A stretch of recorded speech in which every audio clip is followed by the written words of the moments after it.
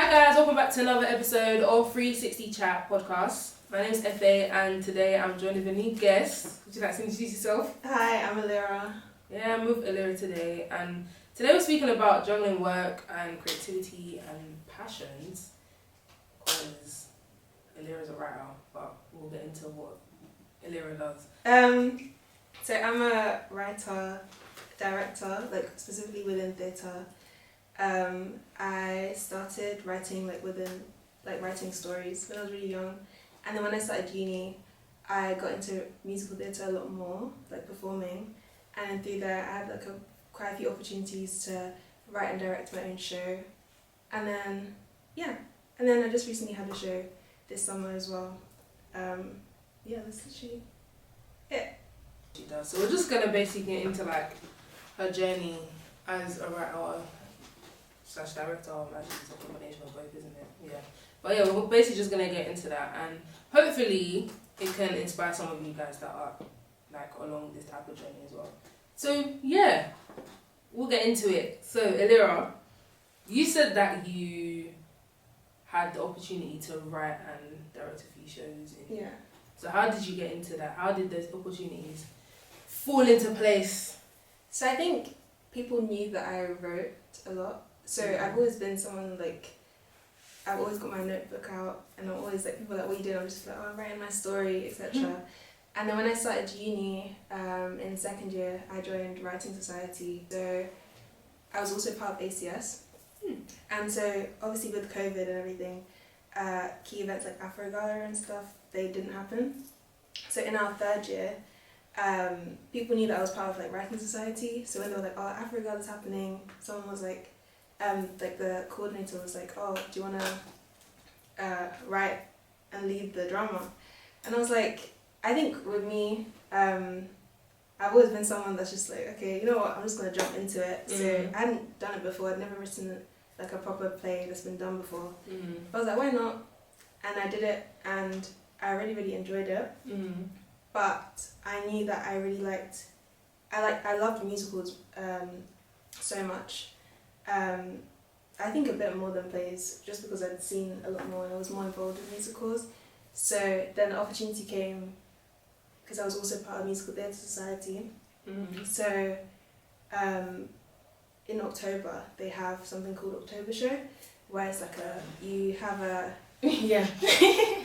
it's like a double act with drum sock, and they like people to have their own original scripts. So I submitted for that, and I had to do a whole application, pitch the show and show some songs and stuff.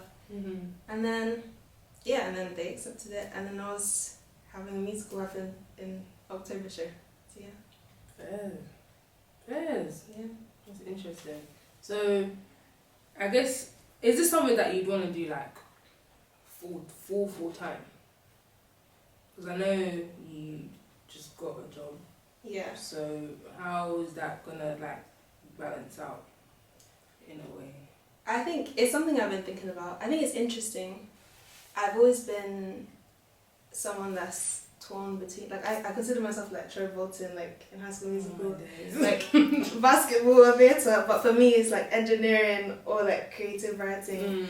And I feel when I'm not doing one of them, it feels weird. So when I'm during uni, when I was kind of neglecting my writing and only focusing on uni, I was I'm missing that creative outlet.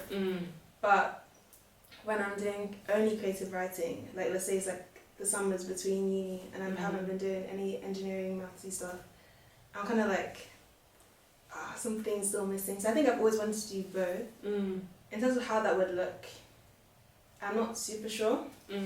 But I think I definitely just want to see how long I can have both of them at the same time. Yeah, that makes sense. Yeah. Do you think it's going to be hard to balance actually writing writing whilst work? Because engineering is that's a lot. That's a lot of work. So and I'm pretty sure writing takes a chunk of time as well. Yeah. So essentially, how are you gonna balance that corporate and creative? For sure. Life. I think find the time, I guess.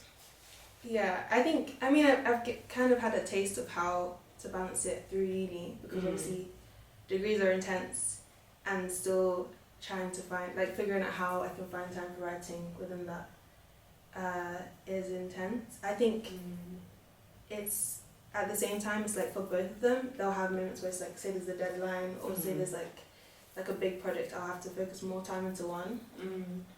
For now, I'm still trying to figure out how to like integrate writing into a routine because obviously with corporate, like you just have to block out that time, like 9 to whatever time, like you can't do anything else.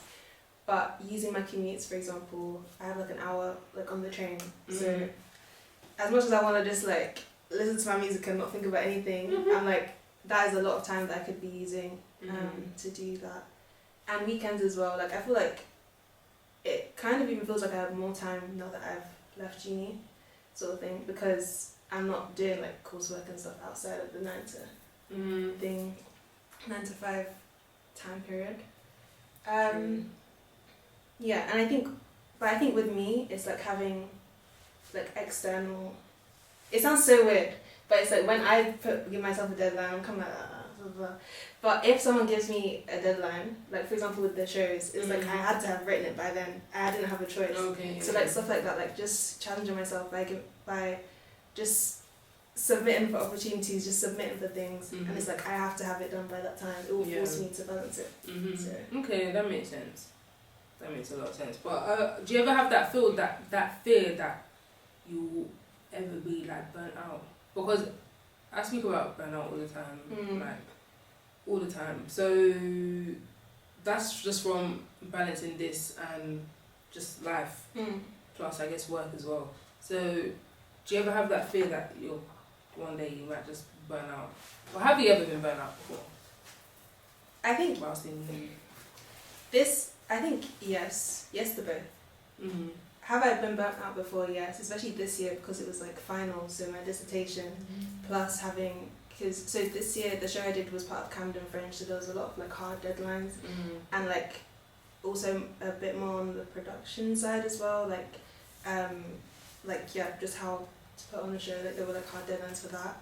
And I remember, so with the show that I did this year, it was the show I did last October, but rewritten, reworkshopped, to improve it and to extend it into like 90 minutes instead of an hour. And so we also didn't have space for a band. Like with musicals, you usually have the band with you, but there wasn't space in the theatre for a band, so everything had to be recorded. So there were some hard deadlines to record it, and these deadlines coincided with my dissertation deadline. So that week, I was just like, I don't know if I can do this. Like it would be like all day and all night, like barely sleeping sort of thing, which isn't sustainable. But I think at the same time, I was like, this is a week worth. Maybe I could have balanced it a bit better. But this isn't something that I would maintain for like months at a time, sort of thing. And after that, I went on a nice holiday. Like I was like, let me have a break. I think it's just, like there are obviously going to be moments that are intense, but that means I just have to carve out time to like relax and rest and do chill stuff as well. Fair enough. So you spoke about your show in Camden Fringe. Let's go through that. So how did that all come together? So with the musical in October, the October show thing, so that was like a 1 hour show, and it actually, like when it happened, it had like really good feedback. People were like, you should take this further. So I was looking into like Edinburgh Fringe, like that was just something that was thrown about, but it was just like quite expensive and like per person, because during Edinburgh Fringe time you have to pay for accommodation, travel, like it was just stacking up a lot. And also,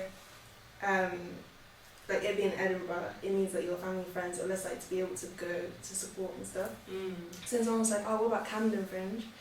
So the thing is, because I was doing this through uni, so Musical Theatre Society was kind of the production like company for it, so they were paying for stuff, etc. So I had to make like an application and like a pitch to say like why I think it would be good for it, and you know, like how, like they had to calculate the cost to like see if we would make money from it and stuff.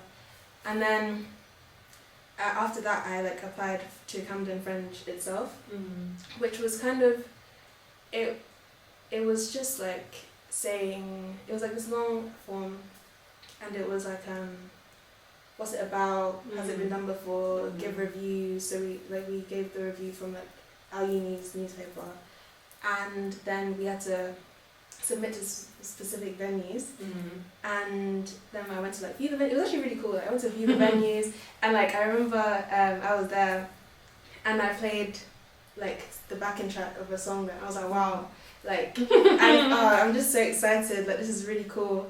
And then on the other side, like the more creative side, I knew that where it was in October wasn't where I wanted it to be. Like it kind of felt like, because obviously like it had the external deadlines, it felt like there were still things I could have improved. So we went through a bunch of workshops. I invited like writers that I knew to like a workshop session to like give feedback and things to improve on. And we had the same for like the music and like the orchestration. And then we also had like another workshop with like actors who came, and like we kind of tried to like explore the material more.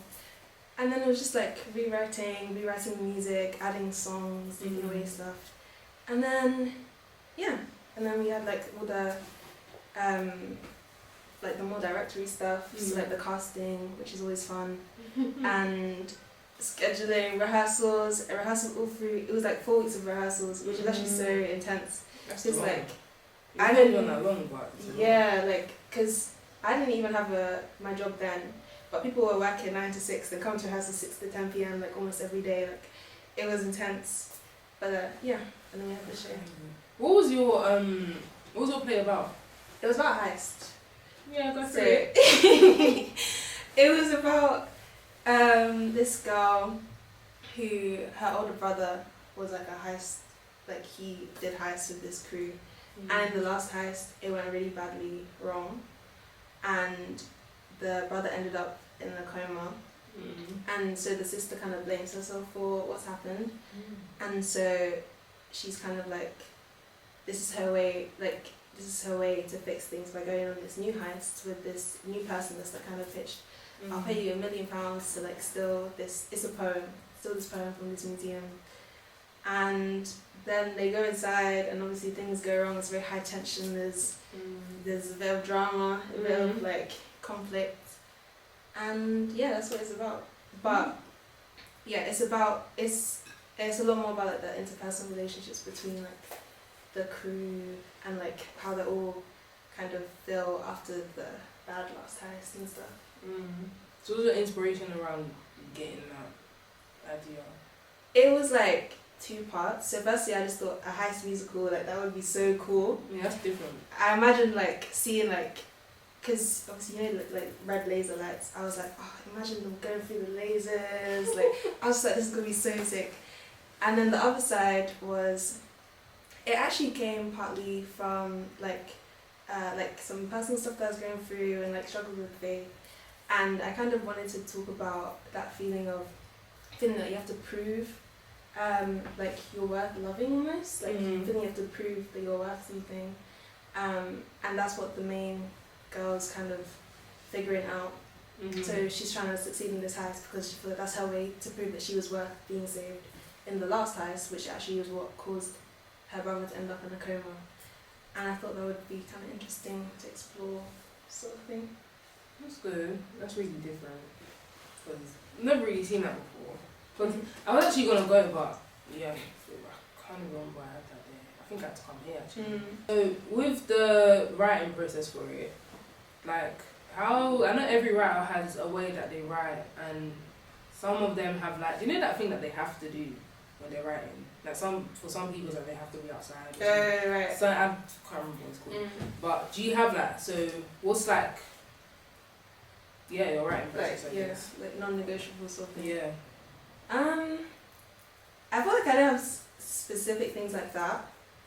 I think I'm very much like, I need to know what I'm going to write about beforehand. Otherwise, I'm just staring at the page like, okay, well, you know. So I'm someone that likes to outline. So when I come up with the idea, it takes me a while to like fully plan, okay, what is it about, and then like expand it, okay, what scenes are happening when, like figuring out the structure, what specifically is happening in each scene, and it's just kind of writing a mock scene of each thing first.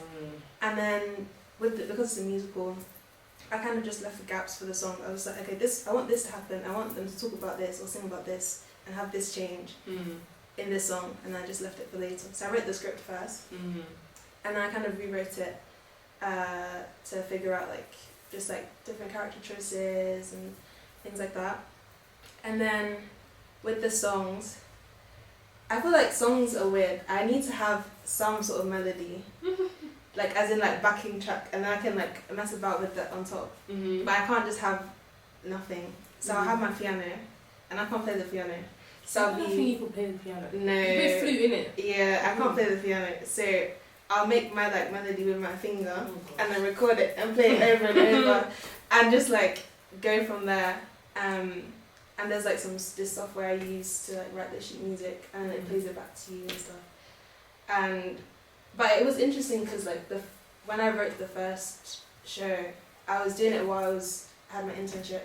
So it was similar. Like I was doing my 9 to 6, getting home like 7, then like working on the music till like late in the night. And I know my parents could hear me. Like I was trying to sing quietly, like the melody. My mom was waking up every night because she could hear me singing, like trying to figure out the songs and stuff. I think that moment there was kind of a struggle to balance the two. It was very intense, but I think it's because I had that extended deadline. Like I just had to write the songs by that then. So you have to do it. You have to do it. Basically. You said that the casting process was kind of fun. Yeah. What's fun about casting? Well, because to be fair, I'm looking at it from like a reality TV perspective, but that's not real life. So yeah, what's the casting process actually like? So I mean, firstly, I have to make all the demos, and like I have to like get the scene excerpts. The demos are interesting because it's like I feel like Lin-Manuel Miranda like recording all the different. You know what I mean? Who? Lin-Manuel Miranda. Who is that? Hamilton writer. I've never watched Hamilton, and I don't think I want to watch it. You do. I promise. Everyone keeps saying go watch Hamilton. Everyone keeps saying go watch Hamilton. We'll see how I feel about it. But like, there's online you can find recordings of when he first like created his songs, and he's singing every single part. And that's what you kind of have to do so that people know what you're doing. So you're like jumping around from this voice to this voice, the overlapping. This voice is out of your range, but you have to sing it anyway so people know what they have to sing. So that bit is interesting. And then it's just like when people come in to the audition, so we had in-person auditions for the second, like the Camden one. And it's just, you start to see what was in your mind just start like take form. And people having different interests and takes on characters. Or like people are executing exactly as you imagined, which like both of those are really cool to see. And it just becomes, it's just like, okay, this is actually real, like this is really happening. Like I think that's what is so fun about it. Yeah. So how was it like directing people on that? Well, surely that is stressful. Yeah, it's interesting. I feel like I've definitely grown a lot doing it. When I compare how I directed my first show to this one, I've improved so much. Even the confidence to tell people to like be quiet and listen, like it takes a lot. I can't imagine you doing that. because I was kind of shy, especially like the first one. I was just kind of like, guys, like just kind of waiting for everyone. But when you know like this, I've blocked out this time to do this. We don't have any more time. Like this has to be done now. Then it's just like, yeah. But like you can like you don't have to be. I feel like you can still do it in a respectful way, and a kind way, because everyone knows like this is important. Like this is important to everyone. So it's like maybe people are a bit distracted, but like realistically, this is what we're here to do right now. True. And I think I try to learn a lot between shows. So I listened to this audiobook about directing, which gave advice, and it's also the actors as well have helped. So even the fact that the actor would, like sometimes I would plan a scene, but I would think about when I first started I would have like a high level overview, but then an actor is like, oh, what's my character thinking in this moment, and I'd be like, wow, So I think it definitely made me more detail oriented. And I really had to go through each scene and be like, okay, this is what is happening in general. This is what this character's goal is at this point. And then from there, you can kind of get a grip of like what the scene is, why it needs to be done in a certain way. But also just working in collaboration with the actors as well, and sharing their ideas is cool as well. Yeah. We've all gathered that it was a lot to do this, like just a lot. So, in terms of both writing and directing, what was like the biggest challenges that you were facing, or that you faced, I guess? I think directing wise, I think it was me being in it. So I wasn't initially supposed to be in it, but I ended up having to be in it. But I found it really hard to direct myself because if I'm trying to think about directing in the character, I can't fully be the character and then I have like a stiff performance. But if I'm not concentrating on what everyone else is doing, then it's like it's not necessarily going how I want it to go. So at the beginning, I was just trying to, I would direct the scene without me, or like with like a bag that's me or something, so people know the blockings. And then I would try and watch it from the outside, but then people were struggling to interact with me because I'm not in the scene. So what I ended up having to do was, one of the cast members had a little bit of experience in directing and was really strong, like acting wise, and was able to give some really good insights. So I just asked them, for my scenes, can you be the director for these scenes and like assist me that way, and I'll just share with you like what the intention is. But I think it's really hard to just like to act and direct, like it doesn't, it's kind of separate. That's all right. Yeah. And then writing wise, I think when I was doing the workshopping and really working it, because a lot of it happened in a short space of time, just because of when deadlines were. So I think there was a point where I was like, and also because the first show did have like good reception, I was like, am I improving this or am I making it worse at this point? Like it's really hard because it's like an individual thing when you're writing. So it's like me giving myself feedback, and it's like me being critical of myself, but then like, this could have been better before. Like trying to figure that out was quite a challenge, but we got through it. Yeah. You know how you said like whilst you're writing that parts of your faith helped you in the writing. Is that just with this one or in general? I think. Or is it like a new thing that you kind of introduced? I think it's more of a new thing because the first show that I did, I was kind of experimenting with faith. Like I was kind of newer into it, so it was around my second year, but it wasn't fully ingrained. Like it was just like it was more like surface level. I think even the story in general, like it was more of a surface level story rather than having deeper things. And third year, like when I wanted to write this heist story, I think halfway through I was like, actually I really want like my faith to be part of it. So it's figuring out how to write a heist in a Christian way is interesting. So that's why I didn't want it to be about like stealing money or anything. Okay, that makes sense. Yeah. And then I wanted it to be about, like I said, about the like that sense of wanting to prove that you're lovable was something that I felt like a lot of Christians go through this like feeling that they have to prove their worth to God even, and like it's kind of weird that you're like inherently like lovable sort of thing. But like I wanted to like kind of grapple with that. But yeah, like the heist situation was something I was like thinking about because I'd already committed to it being about a heist. But I was like, what if it's a poem and it's technically like it doesn't belong to the museum, like it's taking it back, even though it's still not like the right thing to do. But also I think what's interesting with stories is it's like I think I don't need to write about purely good characters. Like, I'm just writing about people, and people make the wrong decisions, people make the right decisions, just exploring like how we make certain choices. So I don't think I put pressure on myself to write good people, sort of whatever that is. I don't think that's even a thing. Well, good people. As in, like, purely, like, they don't make any mistakes. Oh, yeah.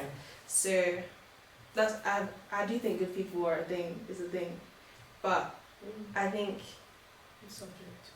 Yeah, it's subjective. But, yeah, I think just because a character makes a decision doesn't mean I agree with that decision or I'm promoting that decision, sort of thing. So is that not, like, kind of hard to separate yourself from the characters? Or, like, I guess the main character? What do you mean? So, like, you know how you said that you use part of your personal life to like write for it? Is it, like, not kind of hard to like separate yourself from that and not write too much about, like, yourself, if that makes sense? But I think when I say, like, using my personal life, it's like not necessarily particular moments, it's more like the feelings, if that makes sense. So, like, for example, with the main character, like, she's not me, like, she's weak, like, I feel like personality-wise we're very different, but, like, there are certain moments where it's like she's maybe made the wrong decision, but I can write in a way that kind of shows how she got there, because maybe it's, like, a similar feeling or similar situation that I've been in, or, like, even just the feeling, do you know what I mean? Like, I'm trying to think of an example. Like, there is a moment, like a moment where, spoilers, but my character gets into a rough situation. I'm in the lasers and I'm like, they don't know if I'm dead, if I'm alive, etc. And the main character decides to go on, but I knew that as in leave me behind. But I knew that obviously I think that it's a tricky thing to write, so it's like where you understand where she's coming from. So then I had to build in the subtext of, like, her kind of trying to prove herself to the group, to herself, to her brother, like, and those moments are things that I can kind of lean back on myself. If that makes sense. Okay, yeah, that makes sense. That makes sense a lot. So I guess now, like, what are your plans now in terms of writing, directing, all the above? I'm still honestly trying to figure it out. With engineering, for example, it's kind of a set path. Like, people know, or like people can advise me, like, okay, so you pick around these A levels, go study like this degree, do this, and you'll get there. But with something like shows, it's so, like, vague isn't the right word, but it's just like, okay, what next? Like, yeah, like, there's not, like, a set path to do it. So right now I'm just trying to, like, improve skills wise, and I have a friend that's, like, that also does writing, so we're trying to, like, help each other. And I want to improve my, like, portfolio, so just, like, doing more stuff, even if it's smaller, because to get a show to a theatre, it does cost a lot as well. So I think getting visibility and stuff I've already done will help. But yeah, it is confusing. It's not always, like, a clear route. But I'm just trying to, like, research, just trying to certain theatres you can submit to them. But sometimes it's like, it's not a writer-director deal. It's like you submit your show and then someone else will direct it, which I don't always want. Or other ones, it's like you co-produce with the theatre, but then you need to have funds to back that. So I think right now it's just upskilling, getting in contact with other people in the community that have maybe done it before, and that I can kind of, like, lean on. Yeah, makes sense. But how much roughly does it cost to bring a show to a theatre? I don't know for sure, like, a specific number for, like, in general. When I was looking, so with the Camden one, that was, how much was it? I feel like in total, I think I want to say, like, around 1K plus. Okay. But that was part of the festival, and there were also certain, like, limitations. So for example, let me think. like even like the time wise, like you because it's a festival, like it has multiple shows after each other, so you have to like you can't be like a 2-act show, for example. When I was looking at some of the co-producing ones, it's looking like 30k. But I think it's because when you're doing like more professional shows, like this is like the other end. Obviously, you have to pay for the venue for multiple weeks. You also pay in your cast. You also pay in the creatives, like the tech people. So like the 30k is just for the venue, so like that would add up a lot. So right now I'm looking to, like, more in the middle of that, and just like smaller stuff to just improve. You can always get funding as well. Yeah. From a lot of, like, not companies. What do you call those people that fund stuff? I don't know. Fund like investors. Yeah, not really investors. It's kind of like there's some like companies, and they'll give you like a grant basically to just do what you want to do. Yeah. So I'm pretty sure there's ones that are specifically for theatre and stuff. So you can always find those things. Yeah. But there's grants for everything. Yeah. Literally grants for everything.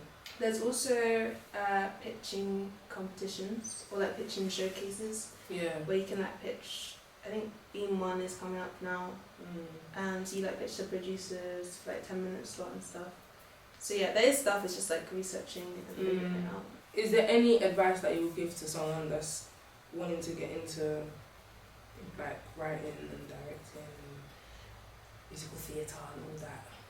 I think for me it would be just like honestly just finishing what you've got and putting it out there. I know that sometimes it can feel like it's not where I want it to be, like, and you could just continue work on it. But like the biggest improvement is when you put it out there and like firstly you've done something, so now you're in the habit of being able to finish stuff. And then you get that external point of view, because otherwise you'll end up in your head a lot and you'll be working the same thing and it's not necessarily like making it better, or like you might not have identified the part to make it better. Yeah. I would also say investing in like books as well. I think certain books have really helped. Like what? So I read, I don't remember the author now, but it's called The Story Genius. That kind of spoke about like, the philosophical side of story and like story structure and how to make sure that your themes like continue throughout. It's actually really good. And then I have my YouTubers like that do like video essays analysing different film stories and stuff. I always think they're so good. I don't have any on the top of my head, but like there's so many out there. And I think also doing it for yourself, like all they're doing is like they're looking at things that they've liked or didn't like and thinking, why didn't I like that? Why did I? And like I did that with one of my favourite books, and I had my little like what's it called, like tabs, like you know the little tabs you can put in. Oh yeah. And I went through that, colour coded them. I was like, okay, this happened at this point. Why did this work? Why did this not? And like drew out the whole book. And it's just I'm just doing more projects. That makes sense. That's good. So, unfortunately, I'm gonna have to bring it to an end now. But is there any last thing that you would like to say to the people? I think my last thing to say. My last thing to say is I honestly think that the thing that, like, one of the important things that's like but like helped me keep going is delusional self-belief. Okay. Like you honestly, because I think it is quite challenging, and I think it is like I know a lot of people, because it's like such an individual thing for so long, you'll be like, oh, I'm writing, and people are like, yeah, but it's like they don't properly, like a lot of people are like, oh, I'm writing a book, do you know what I mean? It's like it can feel quite isolating, but you have to be like, I believe in this project, I'm going to execute this project no matter what, like maybe it's like not going to be perfect, but I'm going to finish it and I'm going to do it, and then I know what it can be, so I'm just going to keep improving so I can get to that point. Like it's just delusional self-belief, I think. Facts though, life facts. Delusion is what's going to get you to go where you need to go, because if you don't believe in yourself, you will. But yeah, that's all we have time for today. Thanks, Aleera, for coming on. Thank you so much. So, is there anything that the people can expect from you anytime soon? Not anytime soon, but you know. I think be expecting more shows. Where can they find all your shows and stuff?